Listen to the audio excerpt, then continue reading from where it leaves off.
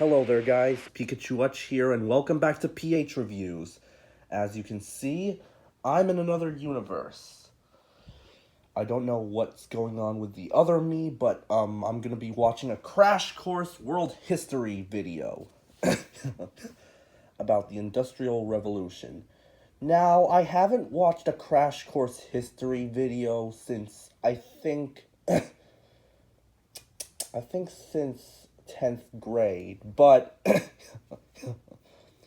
anyways, as we are watching the video, we'll also be answering some questions, and if I get one of them wrong, I have to write them down on the paper.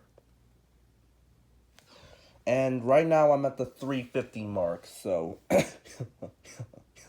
here we go.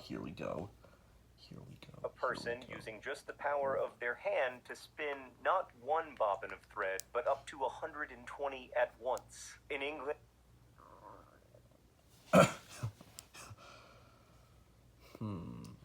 What invention was the spinning jenny, and what did it do?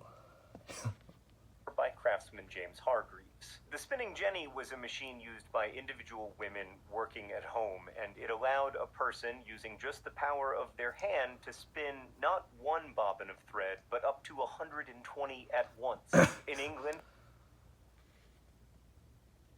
This one, maybe. Oh, I got that one right, so I'm gonna have to erase number 2. 2 minus 1 equals 1. Obviously, you all know that, but I'm doing history right now, so next! England, Ellen Hacking and her husband John were among those devising carding machines to straighten cotton and wool fibers for spinning and created pillows. I'm just kidding, pillows were made in the 1900s, or were they actually a thing in the 1800s? Let me know down in the comments. Richard Arkwright and his partners invented the water frame, another kind of spinning machine that used water power. And when spinning machines could be linked to a central power source, such as water, many could be placed in a single building. So the world's first factories arose, in part from the pressure to increase production of English cloth for global and domestic markets. Rewatch. And when spinning machines could be linked to a central power source, such as water, many could be placed in a single building. So the world's first factories arose, in part from the pressure to increase production of English cloth for global and domestic markets. Factories, I think. Oh, another one right. I must be on a roll. Number 3, you are out. And in you go with number 1. Not to be confused if you were watching the number blocks.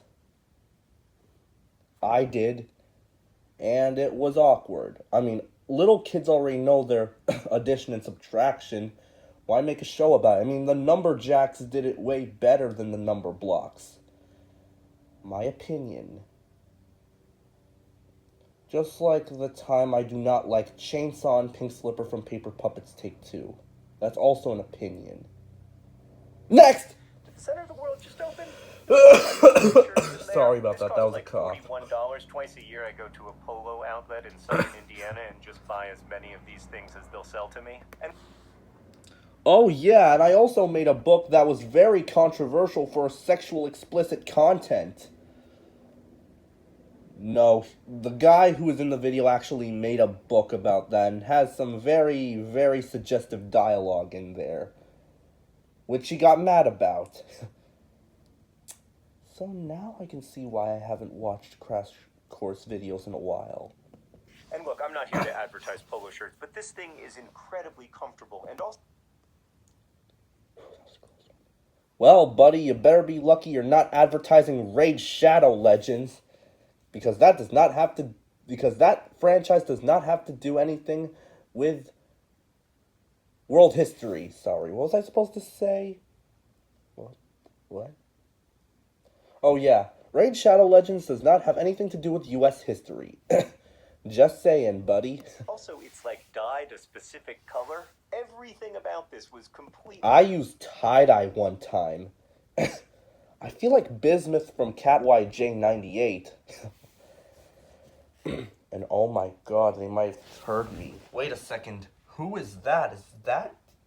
Wait, who is that? Okay, I need to hurry up immediately. Completely unimaginable in the early 19th century. In fact, you know what? It's so soft to the touch, I think I'm gonna put it on. Is that weird? Oh yeah, I feel like I'm the bad guy in an 80s movie. How do I look? To be continued.